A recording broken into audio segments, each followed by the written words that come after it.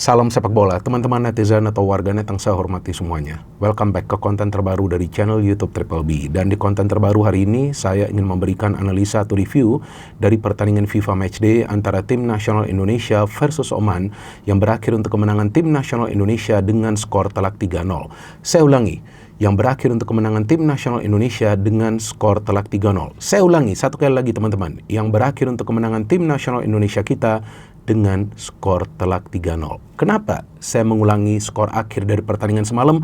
Karena dengan kemenangan semalam berarti Tim Nasional Indonesia kita membuka puasa kemenangan atas Oman setelah 38 tahun lamanya. Karena terakhir kali Tim Nasional Indonesia kita menang atas Oman yang merupakan salah satu tim yang tangguh dari kawasan Timur Tengah adalah pada tahun 1988 yang ketika itu Tim Nasional Indonesia bermain di sebuah turnamen di Thailand yang namanya Kings Cup. Dan uniknya, kemenangan 38 tahun yang lalu juga diraih Tim Nasional Indonesia dengan skor yang sama seperti semalam, yaitu 3-0. Nah, itulah yang membuat saya puas menonton pertandingan semalam, karena bukan saja ada banyak gol, tapi juga banyak peluang dan juga permainan yang menarik disuguhkan oleh para pemain dari Tim Nasional Indonesia kita. Sebetulnya bagi saya sebuah pertandingan uji coba itu yang paling penting adalah melihat cara bermain dari Tim Nasional Indonesia. Kalau skor akhir itu kan bukan merupakan prioritas, seperti yang selalu saya jelaskan di channel ini. Tapi ketika Tim Nasional Indonesia kita bisa bermain indah dan juga meraih kemenangan yang telak, tentu itu merupakan kepuasan tersendiri bagi kita semua kan teman-teman. Dan memang pertandingan semalam hanya sebuah laga uji coba. Saya sampai memakai kata hanya. Tapi hanya itu sesuatu yang sebetulnya sangat penting bagi pelatih baru dari Tim Nasional Indonesia kita, yaitu John Herdman. Karena pertandingan semalam baru merupakan pertandingan ketiga yang resmi bagi John Herdman sebagai pelatih kepala dari Tim Nasional Indonesia yang baru saja dia menerima pekerjaan ini beberapa bulan yang lalu. Jadi kalau dalam hitungan bulan, seorang pelatih itu bisa mempersembahkan sebuah kemenangan walaupun, saya ulangi lagi, di sebuah laga uji coba, tentu itu memberikan sinyal yang positif bagi kita semua sebagai supporter dari Tim Nasional Indonesia. Karena artinya, kalau kita berpikir secara logis, berarti pelatih asal Inggris ini tidak membutuhkan waktu yang lama untuk bisa menyatukan para pemain dalam skema yang ingin dia terapkan bagi Tim Nasional Indonesia. Itu yang membuat saya sekarang sangat senang bahwa pelatih ini melakukan, dan tentu bersama tim kepelatihannya, melakukan pekerjaan rumahnya dengan baik. Walaupun memang saya juga bisa melihat ada beberapa kesulitan yang dialami oleh para pemain kita ketika mereka coba untuk berkoordinasi di lini pertahanan ketika menghadapi serangan dari para pemain Oman, khususnya di babak kedua. Tapi saya yakin segala bentuk kesulitan ataupun kekurangan yang saya lihat di pertandingan semalam juga tentu dilihat dengan lebih cermat oleh John Herdman dan juga tim kepelatihannya. Dan feeling saya di pertandingan selanjutnya nanti dia akan coba untuk merapikan kekurangan atau kesulitan dari para pemain untuk berkoordinasi di lini pertahanan. Tapi overall, kalau kita perhatikan, Tim Nasional Indonesia kita dalam 3 pertandingan terakhir di FIFA Matchday, sebelumnya walaupun FIFA Match Series, tapi kan tetap juga ya sebuah pertandingan internasional, itu fokus pada 3P teman-teman. Kalau channel ini kan 3B, Triple B. Tapi kalau yang saya perhatikan nih, setelah 3 pertandingan, Tim Nasional Indonesia sejak dilatih oleh John Herdman, itu fokus pada 3P dalam permainan. Apa itu 3P? Sebetulnya teman-teman juga sudah paham 3P itu. Yang pertama, passing. Passing jauh lebih akurat. Yang kedua, positioning. Positioning itu berarti mencari ruang yang terbuka untuk bisa menerima passing tersebut. Passing itu kan umpan ya. Dan yang ketiga itu pressing. Harus pressing. Pressing itu ketika pemain tim lawan itu menguasai bola supaya mereka tidak leluasa untuk bisa mengandalkan umpan-umpan agar membuka pertahanan dari tim nasional Indonesia. Walaupun beberapa kali terbuka, tapi ketika memang skemanya dari timnas kita sudah berubah, bermain lebih defensif dengan keunggulan yang sudah telak, yaitu 3-0. Jadi 3P ini yang menurut saya merupakan prinsip permainan dari tim nasional Indonesia kita sejak sekarang dilatih oleh John Herdman. Inilah yang kita inginkan, seorang pelatih yang punya konsep untuk bisa dia terjemahkan dalam bentuk permainan, tentu melalui diskusi dengan para pemain. Jadi bagi saya kemenangan semalam itu merupakan sebuah kepuasan yang sangat luar biasa, teman-teman. Saya sebetulnya tidak bisa menjelaskan itu dengan kata-kata. Mungkin teman-teman akan menilai, wah Bung Bindar ini lebay. Enggak. Karena John Herdman ini masuk ketika timnas kita itu permainannya sorry to say kayak tim amatir ketika dilatih oleh yang katanya tim kepelatihan terbaik dari Belanda. Terbaik dari mana? Terbalik pada saat itu. Sekarang ini tim kepelatihan yang benar. Bukan artinya yang paling benar, enggak. Tapi cara melatihnya ini sudah benar. Apa sih artinya benar itu? Kita lihat pemilihan pemain dari John Herdman yang dia pilih, yang menurut dia kira-kira akan bisa menjalankan skemanya. Dan jujur saya masih bingung loh, sumpah saya masih bingung. Sebelum pertandingan ini masih begitu banyak perdebatan tentang pemain-pemain yang dipanggil oleh John Herdman.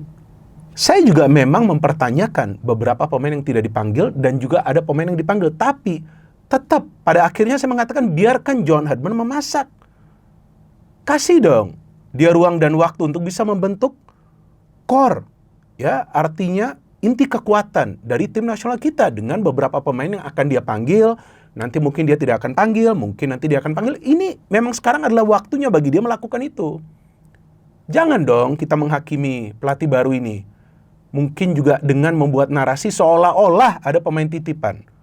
Dulu juga seperti itu ketika Shin Tae-yong melatih tim nasional Indonesia. Dan sama juga ketika Patrick Kluivert melatih tim nasional Indonesia. Kapan kita akan berhenti mengatakan hal-hal seperti ini? Kalau kita punya bukti, kita sodorkan bukti itu. Jadi udah selesai ini perdebatan. Ya biarkan dia memanggil pemain-pemain mana yang akan dia panggil. Kita lihat prosesnya seperti apa. Kalau kita begini terus, kapan tim nasional kita akan maju? Maka itu ketika saya menjelaskan soal pemain-pemain yang dipanggil, saya biarkan oke. Biarkan dia bekerja dulu. Sekarang aja kalau kita udah ribut, aduh gimana ya?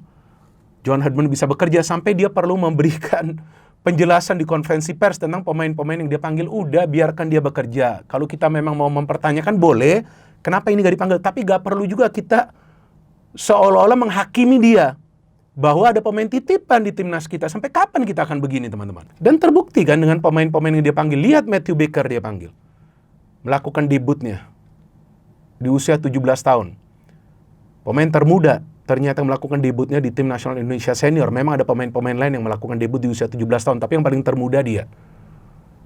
Kemudian Donny Tree yang sebelumnya dia memberikan kesempatan. Beckham Putra yang diberikan kesempatan juga. Walaupun memang permainannya tidak begitu rapi semalam. Hanya kira-kira 15-20 menit kelihatan dia bisa mencair permainannya. Tapi setelah itu juga kesulitan untuk bisa melakukan koneksi dengan pemain-pemain lain. Ya biarkan dia melakukan tugasnya. Sadil dia panggil kembali, gak jelek juga permainan Sadil. Kalau menurut saya oke, memang belum bisa tune in, wajar. Kan yang diributkan soal dia panggil Ferrari. Ya kenapa kita harus ribut? Gak dimainkan juga kan? Dan dia sudah menjelaskan kenapa dia memanggil Ferrari. Kenapa kita harus menghakimi pelatih yang baru beberapa bulan yang bekerja sekeras mungkin untuk mempersembahkan yang terbaik bagi siapa? Bagi kita, fans dari tim nasional Indonesia. Lihat gak dia berdiri di pinggir lapangan sampai dia berteriak-teriak. Tapi dia juga kan sosok yang rendah hati. Dia jelaskan masih banyak kekurangan yang juga tadi saya katakan. Bahkan ketika dia ditanya tuh setelah pertandingan, apakah akan melakukan rotasi di pertandingan kedua? Dia bilang, belum tentu. Karena dia ingin membentuk chemistry dari para pemain. Jadi mungkin kalaupun ada perubahan, 1-2. Tapi anyway, ya kita juga perlu berpikir ke depan untuk future. Apa yang sebetulnya coba dilakukan oleh John Herdman? Kalau menurut saya, dia coba untuk membentuk tim nasional yang bisa bertahan untuk minimal 5 tahun ke depan. Maka itu dia sudah mulai memanggil pemain-pemain muda. Bahkan kalau saya lihat nih ya, dari average tahun ya. Jadi usia rataan dari para pemain dari tim nasional Indonesia dari starting line itu 25 tahun, 6 bulan teman-teman. Ini tim yang muda. Jadi dia sudah mulai memasak, biarkan kita nikmati proses ini. Ya, kita nikmati saja. Jadi gak perlu kita teriak-teriak. Kalau kita teriak-teriak buat apa? Ya, ini sekarang dia sedang menjalankan tugasnya. So, dari starting lineup, Emil Odero, bagus. Rizky Ridho dengan peran yang sedikit berbeda, nanti saya jelaskan. Elkan Baggett, semakin membaik permainannya. Justin Hubner, bagus. Meskipun dia satu kali itu ceroboh, dia melakukan foul itu. Nanti saya jelaskan kenapa dia melakukan foul. Dan Kevin Dix, luar biasa. Ivar Jenner, Joey Pelupessy, Nathan, very good di sebelah kiri. Beckham Putra, ini yang tadi saya kritisi bahwa dia tidak konsisten permainannya dan wajar dia diganti di menit ke-51. Ole Romani luar biasa dengan peran nomor 10, padahal dia adalah striker, tapi dia juga yang mencetak gol. Ragnar Oratmangun sudah kembali ke permainan terbaiknya. Oman bukan tim kaleng-kalengan. Oman salah satu tim tangguh dari kawasan Timur Tengah. Oman adalah tim yang langganan lolos ke Piala Asia dan Oman membawa full tim. Tapi memang mereka punya pelatih baru. Mungkin dia juga belum bisa menyatukan para pemain dengan skema dia karena baru melatih tim nasional Oman. Kalau nggak salah dia itu ditunjuk sebagai pelatih dari tim nasional Oman, Tarik Sektivi, itu pada bulan Maret lalu. Jadi dari jalannya pertandingan kelihatan para pemain kita tuh langsung bermain dengan tempo tinggi. Seperti yang tadi saya katakan, passing, positioning, cari ruang, cepat memberikan bola ke ruang pertahanan tim lawan kepada pemain lainnya dan mencoba menciptakan peluang. Bahkan kita lihat sering ada kerjasama segitiga di antara para pemain Indonesia. Contoh peluang pertama yang diciptakan itu mengandalkan permainan segitiga antara Kevin Dix, Beckham Putra, dan juga Rizky Ridho sebelum Ridho memberikan umpan dan Nathan hampir mencetak gol. Tapi setelah itu tidak membutuhkan waktu lama ketika ada free kick dan Nathan yang bisa memberikan umpan yang disambut oleh Justin Hubner yang mencetak gol. Dan Justin Hubner mencetak gol pertamanya bagi tim nasional Indonesia senior. Jadi banyak serba pertama dari pertandingan semalam, teman-teman. Justin mencetak gol pertamanya bagi tim nasional Indonesia senior. Emil Odero melakukan penyelamatan dari penalti pertama kali bagi tim nasional Indonesia senior. Dan kalau Rizky Ridho sih sudah beberapa kali ya menjadi kapten juga sebelumnya, dua kali sebelumnya kalau nggak salah. Dan Matthew Baker melakoni debutnya bagi tim nasional Indonesia senior. Jadi sudah unggul dengan skor 1-0. Sebetulnya apa yang perlu dilakukan oleh para pemain kita? Gak bisa bertahan, gak bisa, 1-0 itu belum safe. Jadi dengan adanya Ivar dan juga Joy, ini dua pemain yang menjadi inti kekuatan dari tim nasional kita. Mereka bisa melakukan pressing dengan baik dan jarak Joy dengan tiga pemain di belakang itu sangat dekat. Dan peran Rizky Ridho sedikit berbeda ketika dia bermain lebih ofensif dengan Justin dan juga Elkan yang berada di belakang didukung oleh Joy.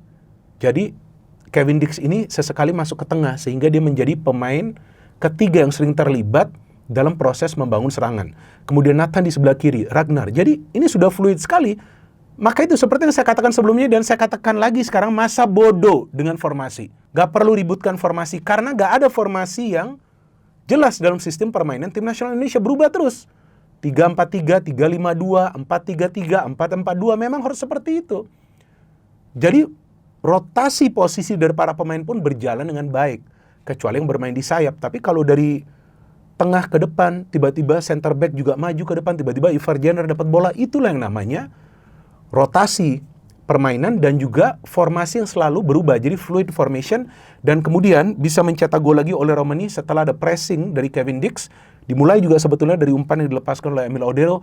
Ole bisa mencetak gol yang sebetulnya juga sudah mengamankan lah ya posisi dari Indonesia karena unggul 2-0, masuk turun minum. Saya menunggu siapa pemain yang akan dimainkan di babak kedua, dan ternyata Donitri dimainkan. Justin, sebelumnya ada itu ya, penalti kan. Nah di sini saya melihat Justin itu sepertinya panik, sepertinya karena waktu pemain Oman memberikan umpan ke kanan, tiba-tiba tuh dia free dan Justin tuh jelas mau sliding ngambil bola tapi gak cermat sehingga penalti. Nah ini salah satu kekurangannya dari para pemain kita ketika tiba-tiba ada pemain masuk ke dalam kotak penalti, situasi one on one.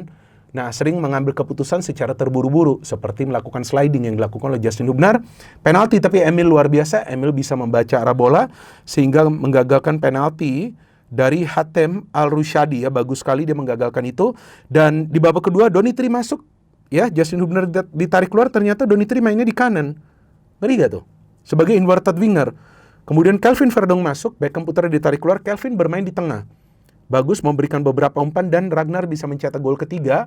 Setelah Donitri terlibat, Ivar memberikan bola kepada Donitri. Nah kita lihat tiba-tiba Ivar yang masuk ke sayap, memberikan umpan kepada Ragnar. Ragnar bisa mencetak gol setelah sebelumnya di-save oleh kiper dari Oman yang merupakan kiper senior mereka loh teman-teman, Ahmed Al-Rahawi.